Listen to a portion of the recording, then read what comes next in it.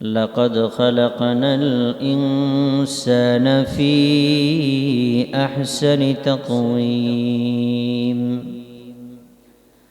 ثم الصلاة والسلام على رسوله وحبيبه وصفيه ونجيه محمد المصطفى وأحمد المجتبى المبعوث بالدين القويم المخاطب بقوله تعالى إنك لعلى خلق عظيم الذي كان وجوده رأفة للمخلوقين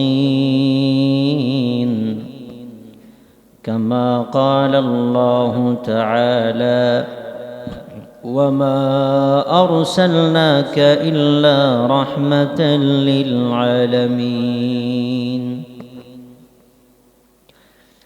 أما بعد فأعوذ بالله من الشيطان الرجيم بسم الله الرحمن الرحيم سبحان الذي أسرى بعبده ليلا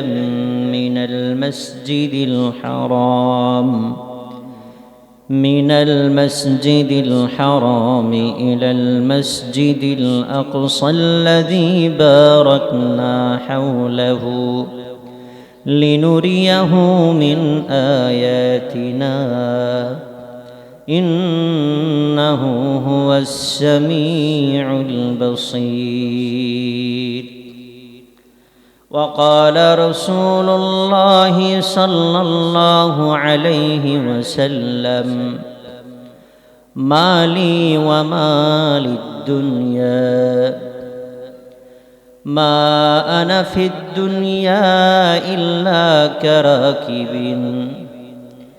استظل تحت شجرة ثم راح وتركها أو كما قال النبي عليه الصلاة والسلام إن الله وملائكته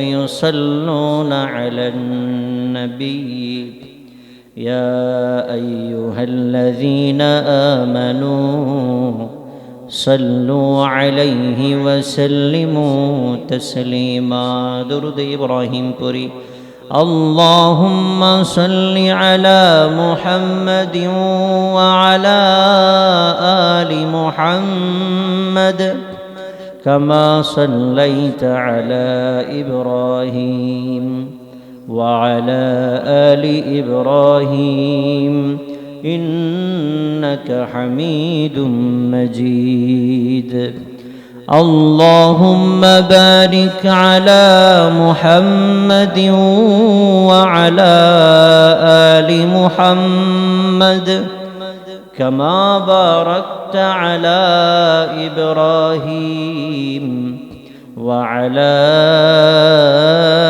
آل إبراهيم إنك حميد مجيد আলহামদুলিল্লাহ মহান আল্লাহ পাক রব্বুল আলামিনের দরবারে লাখ কোটি শুকর ও সুজুদ যে আল্লাহ পাক রব্বুল আলামিন মায়া করে মহব্বত করে আমাদেরকে জুমআর নামাজ আদায়ের লক্ষ্যে আগে আগে মসজিদে আসার তৌফিক দান করেছেন এই জন্য মহান আল্লাহ পাক রব্বুল আলামিনের দরবারে কালিমাতুশ শুকর আদায় করে সবাই দিল থেকে সমস্বরে মুসলমানের আওয়াজে উমরি আওয়াজে সবাই বলি আলহামদুলিল্লাহ সম্মানিত হাজিরিন বর্তমানে শাবান মাস চলে যখন রজব ও শাবান এসে যায় তখন রমাদানের একটা ঘ্রাণ রমাদানের একটা আবহাওয়া মুমিনের অন্তরে, মুমিনের নাকে আসতে থাকে। সুবহানাল্লাহ পড়েন। আল্লাহ রাসূল সাল্লাল্লাহু আলাইহি ওয়াসাল্লাম রজব ও শাবান মাস আসলে দোয়া করতে বলেছেন বেশি বেশি। আপনাদেরকে গত 2 জুমায় এই দোয়াটা পড়ে শুনিয়েছি, এই জুমাও পড়ে শোনাচ্ছি। আল্লাহ রাসূল সাল্লাল্লাহু আলাইহি ওয়াসাল্লাম পড়তে বলতেন যে আল্লাহুম্মা বারিক লানা ফি রজব ওয়া শাবান ওয়া বাল্লিগনা রমাদান। আয় আল্লাহ, রজব ও শাবান মাসে আমাদেরকে বরকত দান করেন এবং আমাদের হায়াতকে আপনি রমাদান পর্যন্ত নিয়ে যান। সবাই বলি আমিন। এই দোয়া আল্লাহ রাসূল সাল্লাল্লাহু আলাইহি ওয়াসাল্লাম রজব ও শাবান মাসে পড়তেন, যার কারণে সামনে যে রমাদান আসতেছে এর একটা বার্তা আমরা আগে থেকে পেয়ে যেতাম, আগে থেকে পেয়ে যাই, এবং সেই জন্য আমাদের ব্যক্তিগত প্রস্তুতিও নেওয়া দরকার। তো যাই হোক, রজব মাসে আল্লাহ পাক রব্বুল আলামিন প্রিয় নবী মুহাম্মদ সাল্লাল্লাহু আলাইহি ওয়াসাল্লামকে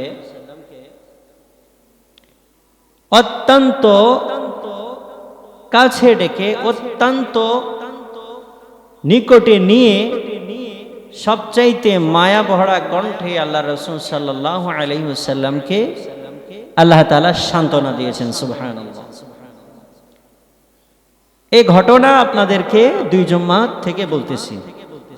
অর্থাৎ আল্লাহ পাক রব্বুল আলামিন আমাদের প্রিয় নবী সাল্লাল্লাহু আলাইহি ওয়াসাল্লামকে যে মেরাজ দান করেছেন, এটা কোন সময় দান করেছেন, এই বিষয়গুলো আপনাদেরকে বলতেছিলাম। যে আল্লাহ পাক রব্বুল আলামিন দেখতেছিলেন যে আল্লাহ রাসূল সাল্লাল্লাহু আলাইহি ওয়াসাল্লাম যখন দ্বীনের কাজের জন্য সবচাইতে কষ্টের উচ্চ শিখরে পৌঁছে গেছেন, যার চেয়ে বেশি আর কষ্ট কারো থাকতে পারে না, এই পরিমাণ কষ্ট আল্লাহ রাসূল সাল্লাল্লাহু আলাইহি ওয়াসাল্লাম করেছেন।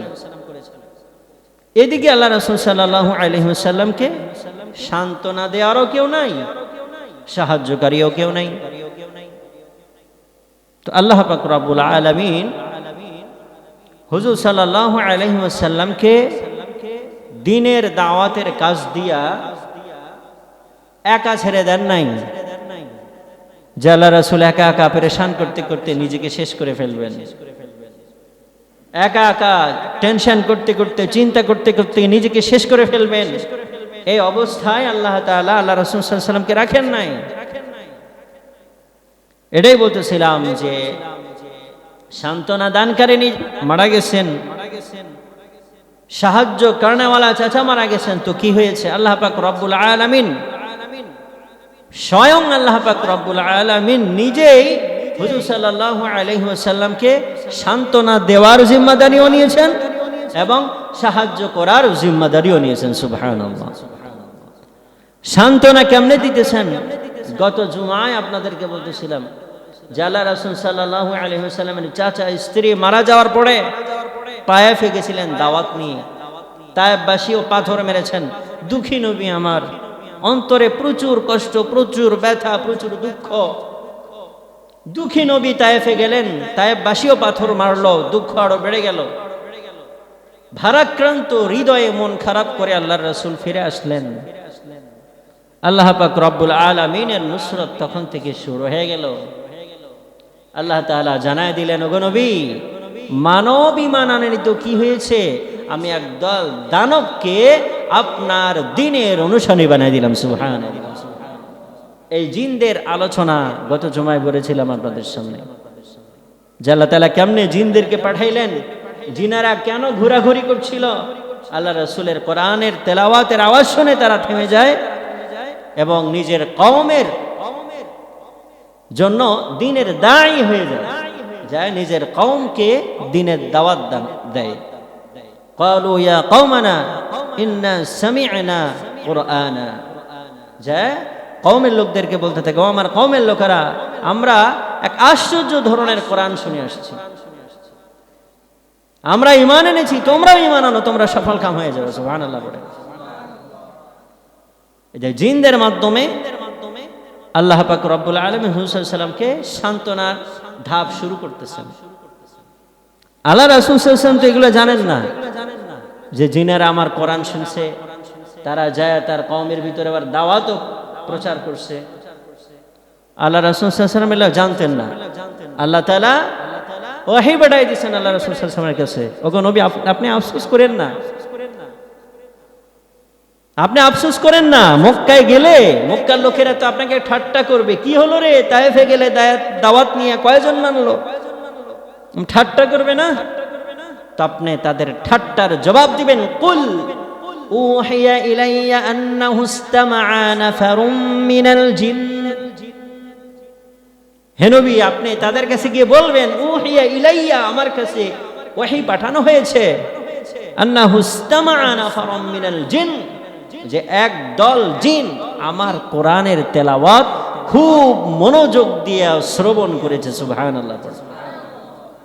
আপনার আফসোসের কোনো দরকার নাই, বরং তারা যদি আপনাকে কটু কথা কখনো বলেও আপনি তাদেরকে জবাব দিয়ে দিবেন, মানুষেরা ঈমান আনে দিতে কি হয়েছে, আল্লাহ তাআলা এক দল জিনকে আমার অনুসারী বানাই দিয়েছে। আল্লাহ রাসূল সাল্লাল্লাহু আলাইহি ওয়াসাল্লাম বাড়িতে চলে গেলেন, মক্কায় ফিরে গেলেন। আল্লাহ রাসূল সাল্লাল্লাহু আলাইহি ওয়াসাল্লামের উম্মে হানি নামে এক ফুপি ছিলেন। তো এক রাতে এই উম্মে হানি ফুপির ঘরে আল্লাহ রাসূল সাল্লাল্লাহু আলাইহি ওয়াসাল্লাম শোয়া ছিলেন। হুজুর সাল্লাল্লাহু আলাইহি ওয়াসাল্লাম হঠাৎ করে দেখতে পেলেন যে আসমানের যে ঘরের যে ছাদ, এই ছাদটা ফেটে দুইজন ফেরেশতা আল্লাহ রাসূল সাল্লাল্লাহু আলাইহি ওয়াসাল্লামের কাছে আসলো। সুবহানাল্লাহ। এখানে একটা প্রশ্ন হয়, ফেরেশতারা এভাবে আসতে গেল কেন? গেট ছিল, গেট দিয়ে আসতো, ছাদ ফেটে আসতে হবে কেন? কেরামতি কেন দেখাতে হবে? স্বাভাবিকভাবে আসতো, ছাদ ফাটায় আসার কি প্রয়োজন? তো এখানে মুফাসসিরিনে কেরামগণ, ইতিহাসবিদগণ জবাব দিয়েছেন, এখানে ফেরেশতাদের উদ্দেশ্য এটা বোঝানো, আল্লাহ রাসূল সাল্লাল্লাহু আলাইহি ওয়াসাল্লামের সাথে সামনে যা ঘটবে এই সব কিছু অলৌকিকভাবে ঘটবে, এই জিনিসগুলো দেখে যেন আমাদের প্রিয় নবী ভয় না পান, এই জন্য সর্বপ্রথম অলৌকিকভাবে ফেরেশতারা এসে আল্লাহ রাসূল সাল্লাল্লাহু আলাইহি ওয়াসাল্লামকে ইঙ্গিত দিয়েছেন, হে নবী আরো কিছু ঘটবে, শুধু ছাদ ফেটেছে তাই নয়, আরো অনেক কিছু ঘটবে, আপনি ঘাবড়াবেন না। সুবহানাল্লাহ বলেন। ঘাবড়ানোর কারণ নাই। আল্লাহ রাসূল সাল্লাল্লাহু আলাইহি ওয়াসাল্লামের কাছে আসলেন। আল্লাহ রাসূল সাল্লাল্লাহু আলাইহি ওয়াসাল্লামকে নিয়ে খানায়ে কাবার কাছে গেলেন। ওখানে হাতিমে কাবায় আল্লাহ রাসূল সাল্লাল্লাহু আলাইহি ওয়াসাল্লামকে শোয়াইলেন। শোয়ানোর পরে আল্লাহ রাসূল সাল্লাল্লাহু আলাইহি ওয়াসাল্লামের সিনা চাক করলেন, যেটাকে বর্তমান ডাক্তারি সায়েন্সে ওপেন হার্ট সার্জারি বলা যায়। তো আল্লাহ রাসূল সাল্লাল্লাহু আলাইহি ওয়াসাল্লামের ওপেন হার্ট সার্জারি করলেন, বক্ষ বিদীর্ণ করলেন। বক্ষ বিদীর্ণ করার পরে বক্ষের ভিতরে থেকে কলব বের করলেন।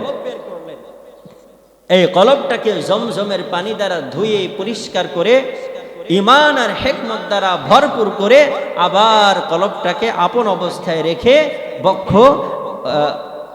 বন্ধ করে দিলেন। এরপরে হুজুর সাল্লাল্লাহু আলাইহি ওয়াসাল্লামকে সেখান থেকে একটা সোয়ারিতে করে বাইতুল মুকাদ্দাস মসজিদে আকসার দিকে হযরতে জিবরাইল ও মিকাইল আলাইহিস সালাতু ওয়াস সালাম নিয়ে গেলেন। বাইতুল্লাহ থেকে বাইতুল মুকাদ্দাসের দিকে আল্লাহর রাসূল সাল্লাল্লাহু আলাইহি ওয়াসাল্লাম যাইতেছিলেন। রাস্তার ভিতরে আল্লাহর রাসূল সাল্লাল্লাহু আলাইহি ওয়াসাল্লামকে জিবরাইল আলাইহিস সালাতু ওয়াস সালাম দেখান একটা শহর, একটা মরুভূমি। এই মরুভূমির ভিতরে অনেকগুলো খেজুরের গাছ, মরুভূমি এলাকা।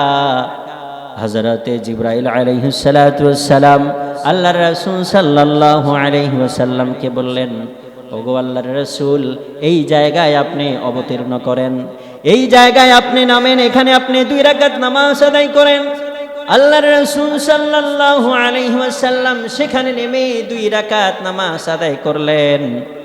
আদায় করার পরে আল্লাহর রাসূল জিজ্ঞাসা করলেন, ভাই জিবরাইল, এই জায়গায় নেমে আমি নামাজ কেন আদায় করলাম? এই জায়গা কেন নামা হলো? এই জায়গাটার নাম কি? এটা কোন জায়গা?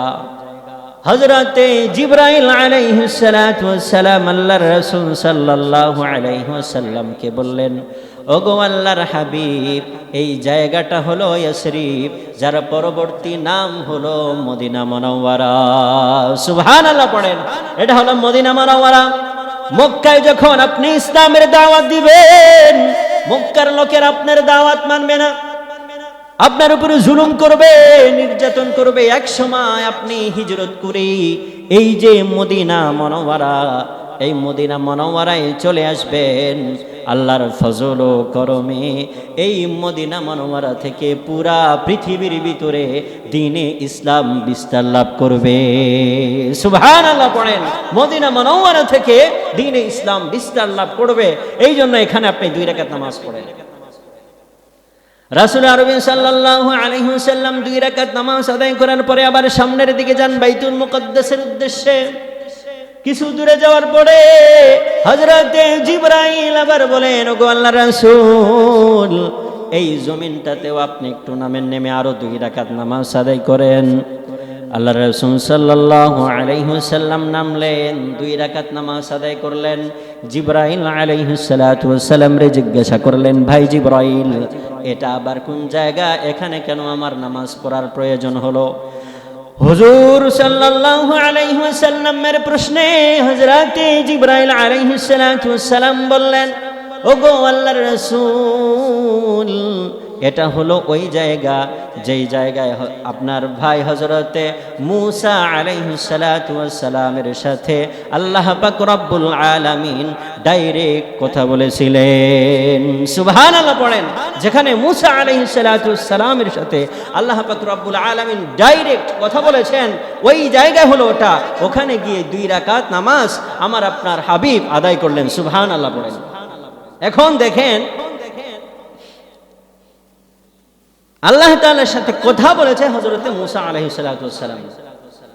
আর মূসা আলাইহিস সালাতু ওয়াস সালাম হলেন রাসূল আরবি সাল্লাল্লাহু আলাইহি ওয়াসাল্লামের দ্বীনি ভাই।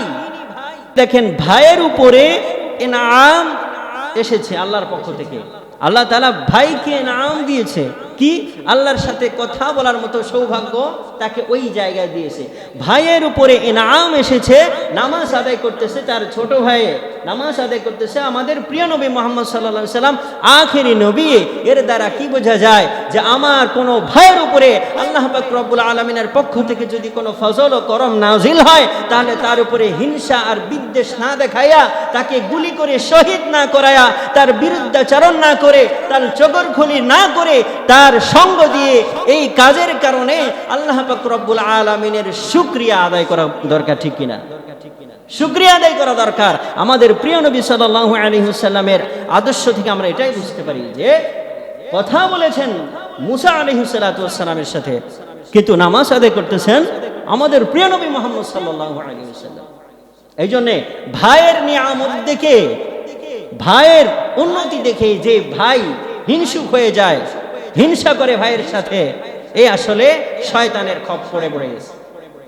ভাইয়ের উন্নতি দেখে কখনো হিংসা করা যাবে না, বরং শুকরিয়া আদায় করতে হবে যে আল্লাহ তাআলা আমার ভাইকে সম্মান দান করেছে, আমার ভাইকে উপরে নিয়ে যাচ্ছে। শুকরিয়া আদায় করতে হবে, যেরকম ভাবে আমাদের প্রিয় নবী সাল্লাল্লাহু আলাইহি ওয়াসাল্লাম এখানে 2 রাকাত নামাজ আদায়ের মাধ্যমে শুকরিয়া আদায় করেছে। এখানে আরেকটা বিষয় লক্ষণীয়, শুকরিয়া আদায় করার তরিকা। শুকরিয়া আদায় করতে হয় কিভাবে? অনেকে শুকরিয়া আদায় করে ডিজে গান দিয়া, নর্তকী নাচায়া, আজে বাজে মদ গাঁজা খায়া, এভাবে শুকরিয়া আদায় করে। এটা কি শুকরিয়া আদায় করার কোনো তরিকা? শুকরিয়া আদায় করতে হবে নামাজের মাধ্যমে। ওয়াস্তাঈনু বিস-সাবরি ওয়াস-সালাহ। আল্লাহর সাহায্য চাইতে হবে সবর ও সালাতের মাধ্যমে। এই যে এখানে আল্লাহ রাসূল সাল্লাল্লাহু আলাইহি ওয়াসাল্লাম শুকরিয়া আদায় করলেন নামাজের মাধ্যমে। এই জন্য আমার ভাইয়ের উন্নতি দেখলে আমরা ইনশাআল্লাহ শুকরিয়া আদায় করব, আমরা কেউ তার উপরে হিংসা করব না, বিদ্বেষ করব না। আল্লাহ পাক রব্বুল আলামিন আমাদের সবাইকে তৌফিক দান করুন, সবাই বলি আমিন। সম্মানিত মুসল্লিনা কেরামের পরে আল্লাহ রাসূল সাল্লাল্লাহু আলাইহি ওয়াসাল্লাম জিবরাইল আলাইহিস সালাতু ওয়াস সালামের সাথে আরো সামনে চলে যান। সামনে আরেক জায়গায় গিয়ে হযরতে জিবরাইল আলাইহিস সালাতু ওয়াস সালাম বলেন, ওগো আল্লাহর রাসূল, এখানেও আপনি 2 রাকাত নামাজ আদায় করেন। আল্লাহর রাসূল সাল্লাল্লাহু আলাইহি ওয়াসাল্লাম 2 রাকাত নামাজ আদায় করলেন। 2 রাকাত নামাজ আদায় করার পরে জিজ্ঞাসা করলেন, ওগো জিবরাইল, এটা কোন জায়গা? হযরতে জিবরাইল আলাইহিস সালাতু ওয়াস সালাম বললেন, এটা হযরতে মূসা আলাইহিস সালাতু ওয়াস সালামের শ্বশুরের ঘর, হযরতে শুআইব আলাইহিস সালাতু ওয়াস সালামের ঘর, এটা হলো মাদায়েন। এই জায়গায় এসে হযরতে মূসা আলাইহিস সালাতু ওয়াস সালাম শুআইব আলাইহিস সালামের ঘরে আশ্রয় নিয়েছিলেন। সুবহানাল্লাহ। এই জন্য এখানেও 2 রাকাত নামাজ আদায় করো। আল্লাহ রাসূল সাল্লাল্লাহু আলাইহি ওয়াসাল্লাম সেখানেও 2 রাকাত নামাজ আদায় করলেন। 2 রাকাত নামাজ আদায়ের পরে আল্লাহ রাসূল সাল্লাল্লাহু আলাইহি ওয়াসাল্লাম সামনে অগ্রসর হন। হঠাৎ করে দেখতে পান একজন বৃদ্ধা মহিলা আল্লাহ রাসূল সাল্লাল্লাহু আলাইহি ওয়াসাল্লামকে ডাকে। হযরতে জিবরাইল বললেন, ওগো আল্লাহর রাসূল, খবরদার ওই মহিলার দিকে আপনি তাকাবেন না, আপনি সোজা চলে যান। একটু যাওয়ার পরে দেখে আবার একজন বৃদ্ধ পুরুষ আল্লাহর রাসূল সাল্লাল্লাহু আলাইহি ওয়াসাল্লামকে ডাকেন। আল্লাহর রাসূল সাল্লাল্লাহু আলাইহি ওয়াসাল্লামকে জিবরাইল আলাইহিস সালাতু ওয়াস সালাম বলেন, ওগো আল্লাহর রাসূল, মেহেরবানি করে আপনি বুড়ার দিকেও তাকাবেন না, আপনি সোজাসুজি চলে যান। হযরতে রাসূল আরবী সাল্লাল্লাহু আলাইহি ওয়াসাল্লাম সামনে যাইতেছেন। হঠাৎ করে দেখে একদল টুপিওয়ালা আসতেছে। হযরতে জিবরাইল আলাইহিস সালাতু ওয়াস সালাম প্রিয় নবী মুহাম্মদ সাল্লাল্লাহু আলাইহি ওয়াসাল্লামকে নিয়ে ওই দিক দিয়ে যখন যাইতেছে, এই টুপিওয়ালার দলগুলা রাসূল আরবী সাল্লাল্লাহু আলাইহি ওয়াসাল্লামকে দেখে সালাম পেশ করলেন। কিভাবে? আমরা যেভাবে সালাম দিই এইভাবে নয়। হযরতে রাসূল আরবী সাল্লাল্লাহু আলাইহি ওয়াসাল্লামকে দেখে ওই টুপিওয়ালার দল সালাম করলেন, আসসালাতু ওয়াসসালামু আলাইকা ইয়া আউয়ালু, আসসালাতু ওয়াসসালামু আলাইকা ইয়া আখিরু, আসসালাতু ওয়াসসালামু আলাইকা ইয়া হাশিরু। ও আউয়াল তোমার উপরে সালাম, ও আখির তোমার উপরে সালাম, ও হাশের তোমার উপরে সালাম। সুবহানাল্লাহ পড়েন। আমার নবী আউয়াল, আমার নবীকে না বানাইলে কোনো কিছু বানাইতেন না আল্লাহ। আমার নবী আখের, এই জন্য আমার নবীর পরে দুনিয়াতে আর কোনো নবী আসবে না। আমার নবী হাশের, কিয়ামতের ময়দানে যখন কিয়ামত কায়েম হয়ে যাবে, আল্লাহর রাসূল সাল্লাল্লাহু আলাইহি ওয়াসাল্লামকে সর্বপ্রথম কবর থেকে উঠানো হবে। এরপরে আল্লাহর রাসূলের পরে বাকিদেরকে উঠানো হবে। সুবহানাল্লাহ। এই জন্য আমার নবী আউয়াল, আমার নবী আখির, আমার নবী হাশের, এই শব্দ বইলা বইলা এই যে এক টুপিওয়ালার দল আল্লাহ রাসূল সাল্লাল্লাহু আলাইহি ওয়াসাল্লামকে সালাম করতেছিল। সুবহানাল্লাহ। এর মাধ্যমে ইশারা দিচ্ছিল যে আমার নবী আখির, আমার নবীর পরে আর কোনো নবী আসবে না। সুতরাং কাদিয়ানি যারা নিজেদেরকে নবী হিসেবে দাবি করে, এরা কখনো নবী হতে পারে না, বরং এরা আরো মিথ্যাবাদী। ঠিক কিনা? এই জন্য কাদিয়ানি কাফের, এর ভিতরে কোনো সন্দেহ নাই। আল্লাহ রাসূল সাল্লাল্লাহু আলাইহি ওয়াসাল্লাম আরো সামনে অগ্রসর হইলেন। জিবরাইল আলাইহিস সালাতু ওয়াস সালামকে আল্লাহ রাসূল সাল্লাল্লাহু আলাইহি ওয়াসাল্লাম জিজ্ঞাসা করলেন, ভাই জিবরাইল, বুঝলাম না, বৃদ্ধ মহিলা আমারে ডাকলো, আপনি ডাকে সাড়া দিতে বললেন না। আরেকজন বৃদ্ধ লোক আমারে ডাকলো, আপনি বললেন তাড়াতাড়ি সামনে চলে যান। আরেকদল টুপিওয়ালা আসলো, আমাকে তারা এই শব্দ দ্বারা সালাম করলো, ঘটনা তো বুঝলাম না। জিবরাইল আলাইহিস সালাম বলেন, ইয়া রাসূলুল্লাহ, আপনি তো বুঝবেন না, এটা তো সর্বপ্রথম সাত ফাটায় আপনাদেরকে বুঝিয়ে দিয়েছি যে সামনে কিছু হইতেছে, এগুলো অলৌকিক ঘটনা। এগুলো আপনার বুঝে আসবে না, না বলে দিলে। আল্লাহর রাসূল বললেন, ঘটনা কি বলো? জিবরাইল আলাইহিস সালাম বলেন, যেই বৃদ্ধা মহিলাকে আপনি সুসজ্জিত অবস্থায় রাস্তার কিনারায় দাঁড়ায় থাকে দেখছেন, এটা কোনো মহিলা নয়, এটা হলো দুনিয়া। আল্লাহ তাআলা দুনিয়ার আকৃতিকে একটা বৃদ্ধার আকৃতিতে দেখায়া আপনাকে এটা মেসেজ দিয়েছেন গো আল্লাহর রাসূল, এই বৃদ্ধা মহিলার হায়াত যতদিন থাকতে পারে এই দুনিয়ার হায়াত আর ততদিন বাকি আছে। সুবহানাল্লাহ বলেন, এই বৃদ্ধা মহিলার হায়াত আর কতদিন আছে? একটা মহিলা যখন বৃদ্ধা হয়ে যায়, চুল পেকে যায়, দাঁত পড়ে যায়, গালগুলা ভিতরে ঢুকে যায়, তার হায়াত আর কতদিন বাকি থাকতে পারে? অল্প কিছুদিন তার হায়াত বাকি থাকতে পারে। আল্লাহ রাসূল সাল্লাল্লাহু আলাইহি ওয়াসাল্লামকে এই বৃদ্ধা মহিলাকে দেখাইয়া আল্লাহ পাক রব্বুল আলামিন বুঝাইতেছেন যে দুনিয়ার হায়াতও এই বৃদ্ধা মহিলার বয়স পরিমাণ আর বাকি আছে। এই জন্য ভাই চিন্তা করা দরকার। এই যে জিবরাইল আলাইহিস সালাম আল্লাহর রাসূলকে এই কথাগুলা বলেছেন, এই কথাগুলা বলার পরে হয়তো 1450 বছর পার হয়ে গেছে। 1450 বছর যখন পার হয়ে গেছে, একটু চিন্তা করে দেখেন দুনিয়ার হায়াত আর কতদিন বাকি থাকতে পারে। পৃথিবীর অবস্থা দেখে মুফাসসিরিনে কেরামগণ যারা দিন নিয়ে রিসার্চ করে তারা বলতে বাধ্য হইছে, আমরা পৃথিবীর হায়াতের শেষ পর্যায়ে চলে এসেছি, আমাদের পৃথিবীর হায়াত আর বেশি নাই। এই জন্য দুনিয়ার পিছে ছোটা বাদ দিয়া কবরের জন্য সামানা তৈরি করা দরকার। আমাদের আকাবিরগণ রিসার্চ করে বলতেছেন পৃথিবীর হায়াত আর বেশি নাই রে মানুষ। 10 তলা 20 তলা বিল্ডিং এর পিছনে আর ছুটো না, তোমার 3.5 হাত কবর বানানোর পিছনে একটু দৌড়াও। তোমার কবরের কি হালত হয়ে রয়েছে তোমার খবর নাই। যেই দুনিয়া অল্প দিনের ভিতরে শেষ হয়ে যাবে, এই দুনিয়ায় বিল্ডিং বানানোর পিছনে, এই দুনিয়ায় নিজেকে প্রতিষ্ঠিত করার পিছনে দৌড়াইতেছ, হালাল হারামের খবর কিন্তু তোমার নাই। এই জন্য দুনিয়ার ফিকির কম করো। এই দুনিয়া তো নগণ্য একটা বস্তু। হযরতে আলী রাদিয়াল্লাহু তাআলা আনহু হযরতে আম্মারকে নসিহত করে বলতেছেন, ও আম্মার, লা তাহজান আলা দুনিয়া, দুনিয়া তুমি পাও নাই, দুনিয়ার সম্পদ তোমার কাছে নাই, তুমি আফসোস করিও না। ফা ইন্নাদ দুনিয়া সিত্তাতু আশিয়া, কেননা এই দুনিয়াটা হলো মাত্র 6টা জিনিসের সমষ্টি। সুবহানাল্লাহ, মাত্র 6টা জিনিস হলো এই দুনিয়া, বাকি সব আল্লাহর, আল্লাহ নিয়ে নিবে। কি কি 6টা জিনিস? হযরতে আলী রাদিয়াল্লাহু তাআলা আনহু বলেন, আল মাকুল ওয়াল মাশরুব, 6টার ভিতরে 2টা হলো 1 নাম্বার, তুমি যা খাইছো যেই খাবার, এই খাবার হইল দুনিয়া। 2 নম্বরে ওয়াল মাশরুব, তুমি যে পান করো পানীয়, এই পানিটা হলো দুনিয়া। আলী রাদিয়াল্লাহু তাআলা আনহু এটা বলে চুপ থাকেন নাই। দুনিয়ার উদাহরণ দিয়ে যখন বলছেন যে এই জিনিসটা তুমি খাইলা এটা দুনিয়া, হযরতে আলী বলেন দুনিয়ার ভিতরে সবচাইতে উত্তম খাবার কি?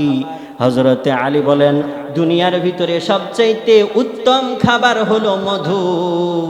আল্লাহ তাআলা এই মধুটাকে তৈরি করেন একটা মাছির থুতুর মাধ্যমে। সুবহানাল্লাহ, একটা মাছির থুতুর মাধ্যমে আল্লাহ তাআলা এই মধু তৈরি করেন। তাহলে এই সবচাইতে দামি খাবারের দাম কি থাকলো? এরপরে পানির কথা বলতেছো, আসমান থেকে আল্লাহ তাআলা পানি বর্ষণ করে, এই পানির কোনো অভাব নাই। সকল প্রাণী এই পানি সমানভাবে পান করে, কারো কোনোদিন অভাব হয় না। সুতরাং যেই জিনিস নিয়ে অভাব হয় না সেই জিনিসের প্রতি পেরেশান হওয়ার কি আছে? সুবহানাল্লাহ পড়েন, যেই জিনিস নিয়ে কারো অভাবই হয় না এটা নিয়ে তো পেরেশানের কোনো দরকার নাই। তো হযরত আলী বললেন দুনিয়ার সমষ্টি হলো 6টা জিনিস। তার 1 নম্বরে হলো মাকুলাত, যেই জিনিসগুলা খাওয়া হয়। 2 নম্বরে বললেন মাশরুবাত। 3 নম্বরে বললেন আল মালবুস, ওই সমস্ত পোশাক যেগুলো আমরা পরিধান করি এগুলাই হলো দুনিয়া। পোশাকের বাস্তবতা হযরতে আলী রাদিয়াল্লাহু তাআলা আনহু বলেন, পোশাক সবচেয়ে উত্তম পোশাক যেটা বানানো হয় এটা দুনিয়ার একটা রেশম পোকার মাধ্যমে তৈরি হয়। রেশম পোকার মাধ্যমে আল্লাহ তাআলা সবচেয়ে দামি পোশাক তৈরি করা নেই দুনিয়াতে। তাইলে পোকার দাম বেশি না মানুষের দাম বেশি? পোকার দাম বেশি নাকি শরীয়তের দাম বেশি? অবশ্যই শরীয়ত আর মানুষের দাম বেশি। এই জন্য পোকা থেকে উৎপাদিত বস্তুর পিছনে না পইরা তুমি পোকাকে সৃষ্টি কারণেওয়ালার পিছনে পড়ো, আল্লাহ তাআলা তোমার সব জরুরত পূরণ করে দিবেন। সুবহানাল্লাহ। এই জন্য মালবুস। 4 নম্বরে হযরত আলী বলেন মাশমুম। দুনিয়ার ভিতরে আরেকটা জিনিস আছে, যে ঘ্রাণ, মানুষ ভালো ঘ্রাণের পিছনে দৌড়ায়, এই ঘ্রাণগুলা মানুষ বড় পছন্দ করে। এই ঘ্রাণও হলো দুনিয়া, এছাড়া আর কিছু নাই। এই ঘ্রাণটাকেও সবচেয়ে ভালো ঘ্রাণ যেটা মিস্ক আম্বার, এটা হযরতে আলী বলেন আল্লাহ তাআলা এক প্রকারের ইঁদুর আছে, এই ইঁদুরের রক্ত থেকে এই মিস্কে আম্বার তৈরি করেন। সুবহানাল্লাহ বলেন। হরিণের নাম থেকেও তো মিস্কে আম্বার হয়। হযরতে আলী বলেন এক প্রকার ইঁদুর আছে, এই ইঁদুরের রক্ত থেকেও আল্লাহ তাআলা মিস্কে আম্বার তৈরি করে। তাহলে ইঁদুরের রক্ত থেকে যেটা তৈরি হয় এটার পিছনে এত দৌড়াদৌড়ি কেন? এটা না থাকলে এটা আফসোসের কি কারণ আছে? হযরতে আলী রাদিয়াল্লাহু তাআলা আনহু 5 নাম্বার জিনিস বলেন দুনিয়া। 5 নম্বরে হযরতে আলী রাদিয়াল্লাহু তাআলা আনহু বলেন এটা হলো মারকুব, বাহন জন্তু। যে ভাইয়ের একটা বাড়ি আছে, একটা গাড়ি আছে, মনে করা হয় তার দুনিয়াতে সব কিছু আছে, এই বাহন জন্তুকে দুনিয়া মনে করা হয়। আর এই বাহন জন্তুর ভিতরে সবচাইতে উত্তম হলো ঘোড়া। এই ঘোড়ার পিঠে করে মানুষ কিন্তু একজন আরেকজনের সাথে মারামারি করে, তাহলে এর ভিতরেও কোনো ভালাই নাই। 6 নম্বরে হযরতে আলী রাদিয়াল্লাহু তাআলা আনহু বলেন দুনিয়া হলো মানকুহ, অর্থাৎ নিকাহ করার জায়গা। দুনিয়াতে বেশি বেশি নিকাহ চলে, বিবাহ চলে, আর এই বিবাহ করা হয় নারীকে। হযরতে আলী বলেন আওয়ান নিসাউ ফাওয়াবালুন আলা ওয়াবাল, মহিলারা হলো বিপদের উপর আরেক বিপদ। সুবহানাল্লাহ পড়েন। এই জন্য দুনিয়ার সব কিছু হলো নিকৃষ্ট। এই জন্য আমার তুমি এই নিকৃষ্ট দুনিয়ার পিছনে পড়ো না। লা তাহজান আলা দুনিয়া, এই দুনিয়া নিয়ে তুমি কোনো পেরেশান হইও না। সুবহানাল্লাহ পড়েন। এই জন্য দুনিয়া নিয়ে পেরেশান করা যাবে না। আল্লাহ রাসূল সাল্লাল্লাহু আলাইহি ওয়াসাল্লাম মেরাজের সফরে দেখেছেন এই দুনিয়াকে এক বৃদ্ধার আকৃতিতে, যার বয়স একদম শেষ হয়ে যাওয়ার উপক্রম হয়ে গেছে। এই জন্য আমাদের যে আমরা যে দুনিয়াতে আছি, এই দুনিয়ার বয়সও শেষ হয়ে যাওয়ার উপক্রম হয়ে গেছে। এই জন্যে এই আমাদের পৃথিবীতে কোথাও আর শান্তি নাই, শুধু উচ্ছৃঙ্খলা আর বিশৃঙ্খলা দিয়ে ভরে গেছে, হিংসা বিদ্বেষ জুলুম নির্যাতন দেয়া ভরে গেছে। এরকম ভাবে দুনিয়া চললে আল্লাহ তাআলা এই দুনিয়াকে আর বেশি দিন রাখবেন না, দুনিয়া ধ্বংস করে দিবে। এই জন্য ভাই দুনিয়ার থেকে আমরা বেনিয়াজ হই, দুনিয়ার থেকে আমরা বেনিয়াজ হই, রব্বে জলিলের দিকে আমরা মুহতাজ হই। হযরতে রাসূল আরবি সাল্লাল্লাহু আলাইহি ওয়াসাল্লামের জিন্দেগি আমরা দেখি। রাসূল আরবি সাল্লাল্লাহু আলাইহি ওয়াসাল্লাম একদিন এক চাটাইয়ের উপরে শুয়েছিলেন, চাটাই থেকে ঘুম থেকে উঠেছেন। সাহাবায়ে কেরাম দেখলেন চাটাইয়ের দাগ আল্লাহর রাসূলের শরীর মুবারকে লেগে গেছে। সাহাবায়ে কেরামের বড় আফসোস হলো, আরে আমরা কত সুন্দর খাট পালঙ্কে ঘুমাই, আমরা কত নরম বিছানায় ঘুমাই, আর আমাদের প্রিয় নবী এই চাটাইয়ের উপরে শোয়ার কারণে চাটাইয়ের দাগ তার শরীরে লেগে গেছে। আমরা আল্লাহর রাসূল সাল্লাল্লাহু আলাইহি ওয়াসাল্লামের কাছে গিয়ে সুপারিশ করলাম, ইয়া রাসূলুল্লাহ আমরা কি আপনার জন্য একটা তোশক বানায় দিব না? আল্লাহর রাসূল সাল্লাল্লাহু আলাইহি ওয়াসাল্লাম বললেন, মালি ওয়া মালিদ দুনিয়া, আরে তোশক দিয়ে কি করব, আমারই কি আর দুনিয়ারই কি, আনা ফিদ দুনিয়া ইল্লা কারাকিবিন। আল্লাহ রাসূল সাল্লাল্লাহু আলাইহি ওয়াসাল্লাম তখন বললেন, আরে ভাই, আমি যে দুনিয়ায় আছি আমার দৃষ্টান্ত কেমন জানো? আমার দৃষ্টান্ত হলো ওই সোয়ারির মতো, ওই পথিকের মতো যে চলতে চলতে রৌদ্রের ভিতরে চলতে চলতে একটা গাছ পেয়েছে, ইস্তাযাল্লা তাহতা শাজারাতিন, সে ওই গাছের নিচে ছায়া গ্রহণ করেছে, ফারাহা, আরাম গ্রহণ করেছে, সুম্মা তারাকাহা, এরপরে ওই ছায়াকে তরক করে সে ওখান থেকে চলে গেছে। আমার উদাহরণ হলো এই দুনিয়ায় এরকম যে আমি এই দুনিয়া আসছি, একটা ছায়া পেয়েছি, এখানে কিছুদিন থাকব, কিছুদিন আরাম করব, এরপরে এখান থেকে আমি চলে যাব। আমার আসল বাড়ি তো এটা না, সুতরাং এখানে খাট পালঙ্কের ইন্তজাম করার, ফিকিরে পড়ার আমার কি দরকার? আমার তো ফিকির করতে হবে যেটা আমার চিরস্থায়ী জায়গা, যেটা আমার চিরস্থায়ী ঠিকানা, আর সেটা হলো আমার কবর, সেটা হলো আমার জান্নাত। আমি জান্নাতকে সুসজ্জিত করার ফিকিরে আছি। সুবহানাল্লাহ পড়েন। এই হলো আমার আপনার পয়গম্বরের দুনিয়ার ব্যাপারে খেয়াল। আর আমরা দুনিয়ার জন্য আমরা রবকে ভুলে গেছি, আমরা পয়গম্বরকেও ভুলে গেছি। তো আল্লাহ রাসূল সাল্লাল্লাহু আলাইহি ওয়াসাল্লাম মেরাজের সফরে এই বৃদ্ধাকে দুনিয়া আকারে দেখলেন। এরপরে আল্লাহ রাসূল সাল্লাল্লাহু আলাইহি ওয়াসাল্লাম ওই যে বৃদ্ধকে দেখলেন যে নিজের কাছে ডাকতেছিল। হযরত জিবরাইল আলাইহিস সালাতু ওয়াস সালাম বললেন, ইয়া রাসূলুল্লাহ, এ হলো শয়তান, আপনি যেন মেরাজে যেতে না পারেন, আপনি যেন দিনের কাজ করতে না পারেন, এই জন্য এই দুনিয়া এবং এই শয়তান এটা আপনাকে পথভ্রষ্ট করার জন্য, রাস্তা থেকে ফিরিয়ে দেওয়ার জন্য আপনাকে রাখতেছিল। আপনি যদি তাদের কথা শুনতেন তাহলে আপনি পথভ্রষ্ট হয়ে যেতেন। এরপরে জিজ্ঞাসা করলেন, তাহলে ওই যে এক টুপিওয়ালার দল যারা আমাকে আউয়ালু আখিরু হাসিরু বলে সালাম করলো, এরা কারা? হযরতে জিবরাইল আলাইহিস সালাতু ওয়াস সালাম বললেন, এনারা হলেন হযরতে ইব্রাহিম, মুসা ও ঈসা আলাইহিমুস সালাম। সুবহানাল্লাহ পড়েন। এনারা হলেন নবী ইব্রাহিম, মুসা, ঈসা আলাইহিস সালাতু ওয়াস সালাম, এনারা আপনারে সালাম করেছে।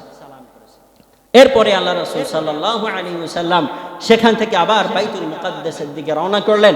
বাইতুল মুকাদ্দাসের দিকে রওনা করার পথে আরো অনেক ঘটনা ঘটে গেল, যে ঘটনাগুলো আমাদের আসলে শোনাও দরকার। এখানে অনেক নসিহত আমাদের জন্য লুকায়িত আছে, কিন্তু সময় অনেক সংক্ষেপ, এই জন্য এই ঘটনাগুলো এভাবে বলে শেষ করা যাবে না। এই জন্য আপনাদের জরুরি হলো মেরাজের পুরা ঘটনা আপনারা বই ক্রয় করে আপনারা অথবা আপনার পিডিএফ মোবাইলে ডাউনলোড করে এখানে পড়ে নিতে পারেন। এখানে আমাদের জন্য অনেক নসিহত রয়েছে, এটা আমাদের জানা দরকার, পড়া দরকার। আল্লাহ পাক রব্বুল আলামিন আমাদেরকে এগুলা জানার এবং পড়ার তৌফিক দান করুন, সবাই বলি আমিন। এভাবে চলতে চলতে আল্লাহ রাসূল সাল্লাল্লাহু আলাইহি ওয়াসাল্লাম বাইতুল মুকাদ্দাস পর্যন্ত পৌঁছে গেলেন। বাইতুল মুকাদ্দাসে গিয়ে একটা জায়গা ছিল, ওই জায়গায় একটা আংটা ছিল, ওই আংটায় বোরাককে বেঁধে আল্লাহ রাসূল সাল্লাল্লাহু আলাইহি ওয়াসাল্লাম মসজিদের ভিতরে গেলেন।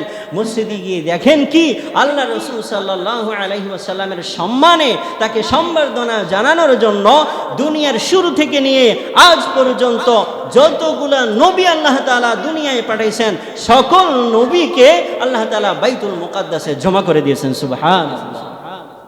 তাহলে দেখেন, একটা দুঃখী নবী যে অন্তরে অনেক কষ্ট নিয়ে তায়েফ থেকে ফিরে বাড়িতে চলে আসছিল, কেমনে আল্লাহ পাক রব্বুল আলামিন তার এই দুঃখগুলো ভুলিয়ে দিতেছেন। আস্তে আস্তে আস্তে আস্তে আল্লাহ রাসূল সাল্লাল্লাহু আলাইহি ওয়াসাল্লামের এই সব দুঃখগুলা শেষ হয়ে যাবে। আল্লাহ রাসূল সাল্লাল্লাহু আলাইহি ওয়াসাল্লামের তায়েফের যে কষ্ট, এই কষ্টের সাথে কোনো কষ্টের তুলনা আল্লাহ রাসূল করে নাই। বরং আল্লাহ রাসূল বলেছেন, আমি উহুদ যুদ্ধে যে পরিমাণ আঘাত পেয়েছি এতে আমার কোনো কষ্ট হয় নাই, কারণ আমি ডানে তাকাইছি, আমি দেখেছি আমার সাহাবীরা আমার জন্য জীবন উৎসর্গ করতেছে। আমি বামে তাকাইছি, আমি দেখেছি আমার সাহাবীরা আমার জন্য জীবন উৎসর্গ করতেছে। কিন্তু শোনো সাহাবীরা, আমি যখন তায়েফে গিয়েছিলাম কত পাথর আমি আঘাত খেয়েছি, আমার পক্ষে একটা লোক দাঁড়ানোর মতো পাই নাই যে আমার পক্ষ নিয়ে একটা পাথর আটকাবে।